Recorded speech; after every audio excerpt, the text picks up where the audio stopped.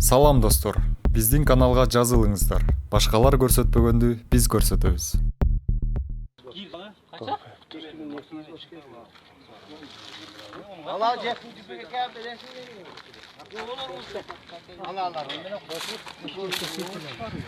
Урматтуу туугандар, урматтуу мэрия, ким эле мэрдин аты? Талай Сарбашев. Мынау элге мындай шарт түзүп бериш керек да. Мисал үчүн мен мындай мактанып айтпаймын. Дүйнөнүн жарын айланып келдик да. Ар бир жердин өзүнүн мыйзамы бар да. Кыргызстан эми мамлекеттүүлүктүн дагы мындай башталышынан нөлдөн баштагандай болуп атат да. Мына жерде машиналар жайнап турат мына стоянкада. Ар бири 2000-3000 сомдон 2200 сомдон штраф төлөйт. Эми биринчи стоянканы чечиш керек да. Стоянканы чечип, анан кийин эме кылса болот да. Анан штраф кылса болот.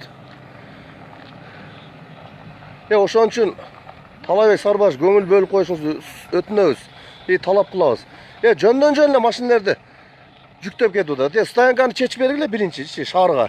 Стоянканы чечип, жакшы кылып коюп 2 же 3 мүнөт эдинисе саллайын деп кирип кетсең, сразу жүктөп кетип калышат экен. Знак турган, знак жок жерге койсоң да ошондой. Кичине мыйзам болуш керек да. Талай Сарбаш сизге жана ошол Көр ГАИнин начальнигине ушу бүт бар жона кайрылабыз. Чекерак эмес, ачып коюң, мен чыгып кетейин. Алып турчу, мен машина чыгып кетейин. Ачып коюң, мен түз эфирге тартып атам мен, азыр чыгат интернет. Ачып кой,